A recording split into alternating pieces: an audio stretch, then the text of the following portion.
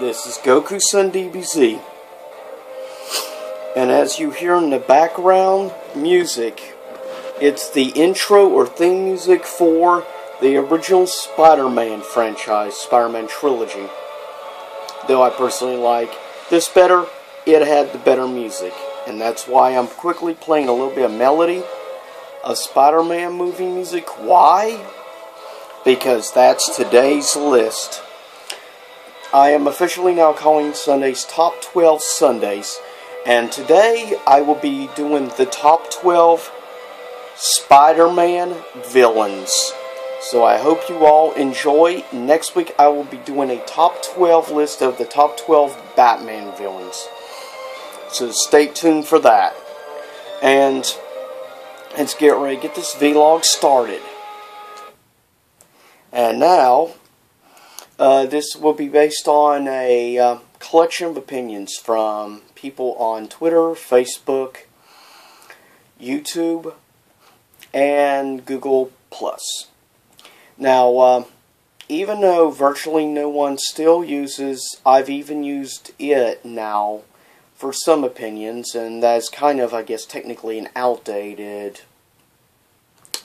source, and that being MySpace. But I'm trying to expand overall the viewpoint. And yes, this will be based on somewhat popular opinion of 12 of the most popular villains.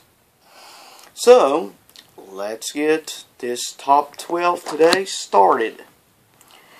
Coming in at number 12, the Shocker.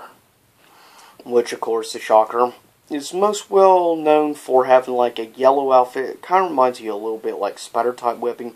It's a special electrical type suit that he wears with, of course, special metal wristbands, which allows him to shoot out electric sonic type waves, I guess you could say, is more or less his ability, which of course can blow things up and stuff, which is what makes the Shocker deadly, is that his special electrical suit allows him to shoot out those particular electric, I guess you could say, vibrations or shockwave. But in a lot of opinions, if you look popularity-wise or movie-wise, the Shocker's never really gotten any type of respect, sadly, compared to, say, of course, we got a new updated version of course, Electro finally got a head nod in Amazing Spider-Man 2. But I think some people do agree that when will the Shocker get the respect he deserves? Because to be fair, in the comics and in the animated series, Shocker is more well respected and more well received than he's never even been considered for a live action movie, sadly. And he actually is somewhat of an interesting character, and as I said, one of the more underrated characters, sadly. Coming in at number 11. Matt Gargan, or rather known as the Scorpion. Which, of course, the Scorpion is, of course, one of the more well-known members of the Sinister Six, as well as he was one of the earliest villains in the Spider-Man comic books.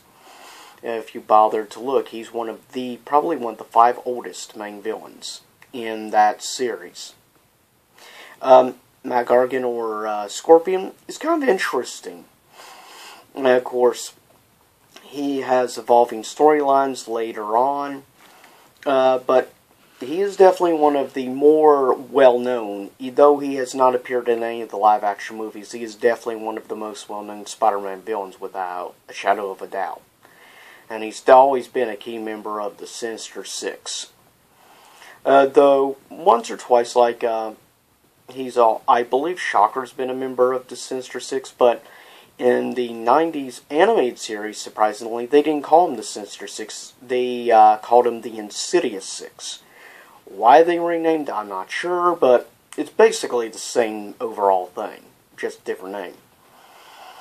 Coming in at number 10. Dr. Kirk Connors, also known as the Lizard. And to be fair, of characters in the Spider-Man universe, outside, of course, Peter Parker and stuff, Dr. Connors is one of the more interesting villains. Or Kirk Connors, aka Lizard. Of course, finally he got a head nod and everything, and was finally shown in, of course, the first of the two Amazing Spider-Man movies. And I thought, actually, it was pretty well done. The computer CG of the Lizard was good. And I liked, actually, acting-wise, who they chose. I felt they went a little too dark type route with Kirk Connors, because he's not like that, you know, in all the animated series, and for the most part, not really like that either in the comics. So why they went with that, I'm not sure. But I mean, overall, I still very much enjoyed who they chose to act and play his part in the live action, though I've always loved the Kirk Connors Lizard from the 90s animated Spider-Man series. I thought was the best portrayal of him, and made him a much more fleshed out, more interesting character as well. But Lizard is definitely also one of the other oldest villains in the Spider-Man universe, other than Scorpion. He's another one of the oldest villains. Though he's not really a villain per se, he was a victim of, trying to think, not cryogenics, but, of course, with testing and stuff, which is how that...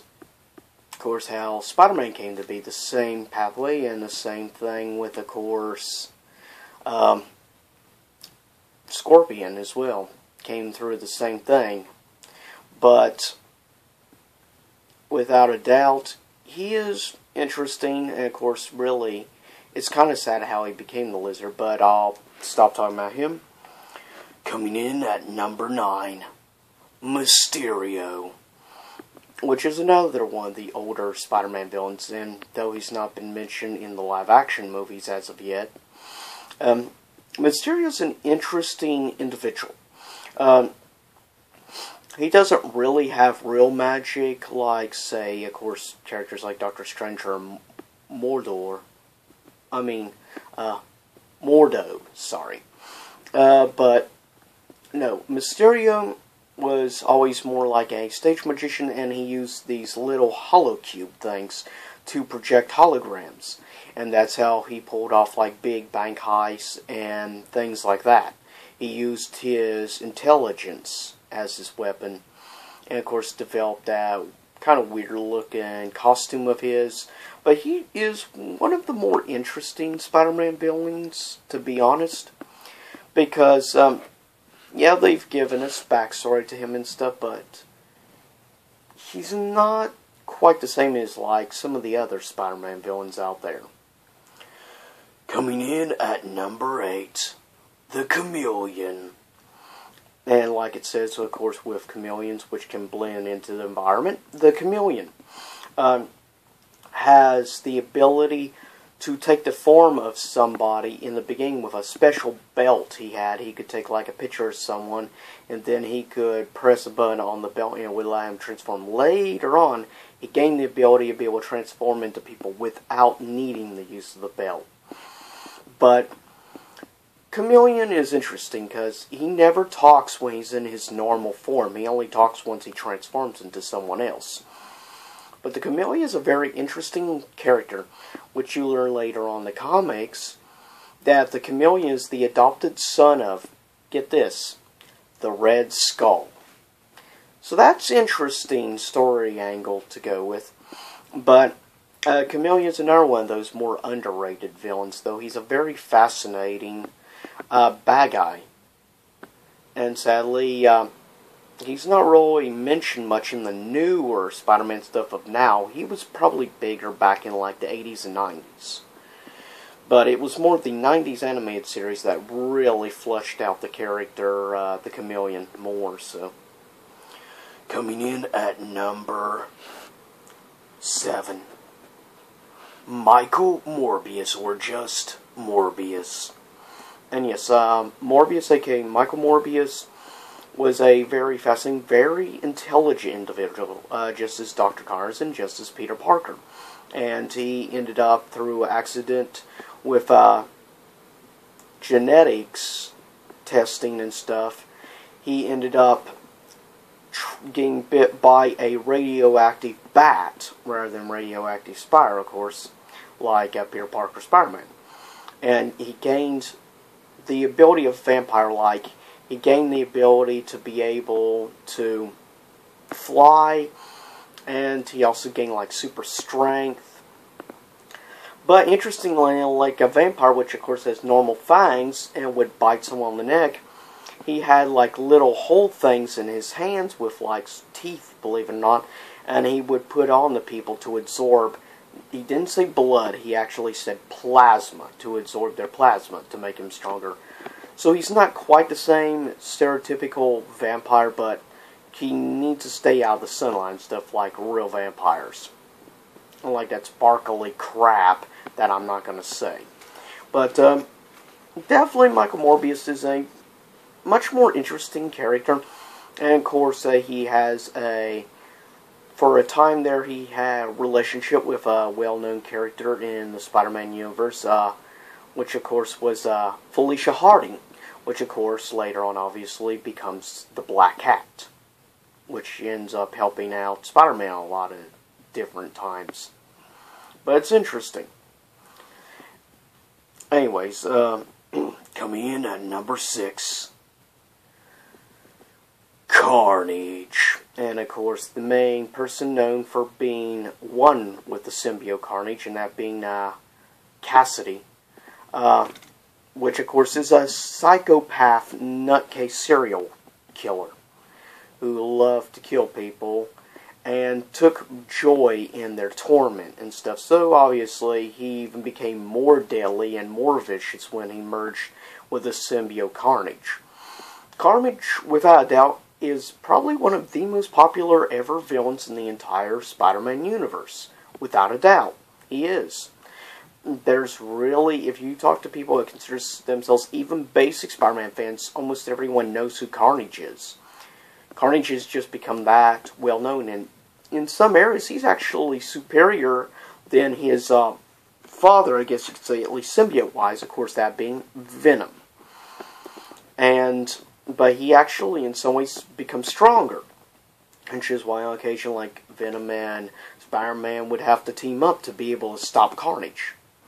And later on, Carnage, of course, would actually have his own offspring, which would combine with a police officer, which would become more of an anti-hero hero, and actually would help Spider-Man against Carnage. And, of course, that would be Toxin, though he's not really made any real appearances in the comics. Not too much, anyways. Except in, I think it was Carnage, Venom vs. Carnage, which is where he made his debut. But Carnage is a very interesting character, and he could also turn like his arms and stuff into like axes, blades, weapons of kinds. Yeah, so he was very deadly on top of being combined with a psychopath. Yeah, talk about a deadly mix. Coming in at number 5, which has now appeared twice in the live-action movies. Of course, you have two versions of this character. And, of course, I am talking about, though he is somewhat very overrated, which is why, see, I'm not basing on this list strictly with, like, somewhat overrated, but also, like, positive and everything, and has a ample reason to be up here. Also be very influential in the Spider-Man verse, as I call it. And of course, at number 5 is the Green Goblin. Green Goblin, which is, a.k.a. first Green Goblin, obviously, was Norman Osborn, and then later on his son would take his place, which, of course, they did in the second of the Amazing Spider-Man movies. And, of course, that was Harry Osborn. But Green Goblin is an interesting character, to be fair, because he had super strength, just like Spider-Man, and he had great technology on his side. Definitely deadly, not to mention the brains of Norman Osborn on top of that made him even more so deadly. Though between the two versions, like of Green Goblin, personally, even though I think is a little more cartoony, I still like the Norman Osborn Green Goblin from the first Spider-Man movie from like 2002, I believe. I mean, to be fair, at least it didn't have a mask and stuff on the newer Green Goblin with Harry Osborn.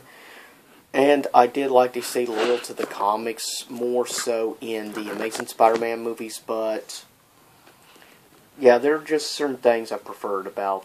Plus, I loved who they casted as Norman in the first of the live-action Spider-Man movies in 2002.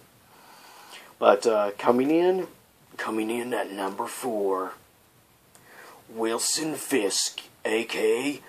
the Kingpin. But yes, the Kingpin, a.k.a. Wilson Fisk, is a very interesting character, though nowadays he's more known as being like the arch-rival enemy to, obviously, Daredevil. He originally started out as a Spider-Man villain, not a Daredevil villain, though he's become like this big figurehead and stuff. Now, I'll be honest, like, his first live-action appearance in the first Daredevil movie, I did not like who they have playing Wilson Fisk, Kingpin. I love who they have in the Daredevil show on Netflix. I think was an awesome casting job. Now, really, you don't know too much about Wilson Fisk, a.k.a. Kingpin, in the comics. Actually, they fleshed out his backstory way more in the 90s animated Spider-Man series. People ask me why I keep bringing up the 90s Spider-Man series. Well, one, that show lasted 5 seasons on air. And it had like 80-some episodes, to May 9-some, around that region. But they had a lot of awesome crossover episodes with other Marvel universes and stuff. And really good voice acting jobs for being like coming out in the mid-90s. You didn't have quite like, at that time, Japanese animation wasn't quite as juggernaut like it became in the late 90s into nowadays. At that time, America in the 90s actually had really good animated shows, like the original X-Men series, even the short-time Iron Man series, of course, the animated Batman series, Batman Beyond. But yeah, the animated Spider-Man series is probably one of the best well-done comic cartoons, definitely superior to the newer Spider-Man animated shows of now. The original from the 90s is by far superior in every of the word. Voice acting is better done, and I think they did a lot better job on backstories and introducing the characters in this universe more so. Coming in at number 3, the Hobgoblin, which you know more about the Hobgoblin in the 90s animated. Of course, he's also one of the oldest villains in the Spider-Man comics, obviously. Hobgoblin was around the comics back in like the 70s and stuff. I mean, and he was originally, of course, hired on by Norman Osborn, at least in the animated series storyline, to kill Wilson Fisk, a.k.a. the Kingpin. But now, here's the interesting thing. Some people may not know, or if they wonder why Hobgoblin in the 90s animated series sounds similar to the Joker from the animated Batman series, that's because the one who did the voice acting job for the Hobgoblin was none other than Mark Hamill. As we all know, of course, is Luke Skywalker. Mark Hamill, of course, obviously has become the most infamous for doing the voice of Joker, but yes, he actually did an incredible job as the Hobgoblin as well, because basically the voice and some of the characteristics of the Hobgoblin is somewhat similar to, really, the Joker, though Hobgoblin's not quite psycho as the Joker is, obviously. But coming in at number 2, Otto Octavius, a.k.a. Doc Ock. And I'm sorry about those voices in the hallway. That's neighbors causing a ruckus while I'm trying to film. But here's some But yes, Dr. Otto Octavius comes in at number 2, very deserving for coming in at number 2 spot, which is, of course, one of the oldest villains. And for a time there, it was somewhat also like a mentor figure to Peter Parker, just as Dr. Connors was. Octavius was originally a science teacher and is a great scientist. He didn't really become nuts after until he merged with, of course, his biomechanical arms, if you will. That's when he kind of went off the deep end. But he actually helped teach Peter Parker his love for science. Here's some honorable mentions. Jack-O-Lantern, The Spot, Rhino, Silvermane, Sandman, Electro, Alistair Smythe, Kraven the Hunter. And there's too many more to remember, of course. Oh yeah, and one more honorable mention, the Vulture. Now, coming in at number 1, probably the most popular villain ever in Spider-Man universe, which would later become an anti-hero. And got a really crappy live-action version of him in the third Spider-Man movie. And was awesome in the comics and awesome in the animated series from the 90s. And that is Eddie Brock, aka Venom. Which, of course, was the actual comic design of Venom, his look and everything, which you might be able to figure out pretty easy, was basically came up with and designed by Todd McFarlane, which, by the way, is my favorite comic book artist of all time, without a doubt. He created my number 1 favorite anti-hero of all time, and tied for being my number 1 favorite comic series, along with Spider-Man, and that being Spawn. But Todd McFarlane did an incredible job. He produced like 30-some issues of Spider-Man comics. Incredible job on him. I loved his whole art and stuff when they had a clash with the Green Goblin and the Hobgoblin going at. Was awesome. Battle of the Goblins. And yeah, you can definitely tell that's the original design stuff of Venom is definitely done by Todd McFarlane, because if you look at the eye design and everything of Venom, you can very much see Todd McFarlane's art. And here's an example picture of of course, Spawn. Some of the basic white design here with the black, you can very much see definitely the similarities here on the face area, except for with the green eyes of between Spawn and Venom. You can definitely see a lot of similarities in the art. And Venom, without a doubt, is the most popular villain ever, or at least is basically neck and neck probably with the Green Goblin, with the mainstream crowd. Those are the two most well-known villains in mainstream fans, or people who or some hipsters who think they're comic book fans, but they've never really probably read much comics ever. They consider themselves a comic fan just because they like the live-action movies. But you can't base it strictly on that. But I'll get ready to cut up this vlog. I hope you enjoyed my top 12 list for top 12 Spider-Man villains. And as I said, next week I'll be doing the top 12 Batman villains. So stay tuned for that. And as always, this is Goku's son, DBZ, signing out. And I hope you enjoyed this vlog. Please subscribe. Like this video, leave a comment below, give me ideas for future top 12 lists, or a review of something maybe you like, movie, anime, comic, and stuff, and I'll be more than glad to talk about it. And quickly, I want to show you some. I'm going to be doing soon a short issue by issue, showing the art and stuff for comic book reviews. And this will be the first comic book review I'll be doing. And it is the first issue of the Spider-Gwen series, which is, of course, about Gwen Stacy, which gains the powers instead of Peter Parker. But Stay tuned for my first comic book review with the first issue of Spider-Gwen. And, of course, you can follow me on Twitter, but I'll see you next time here on YouTube Land. Peace out.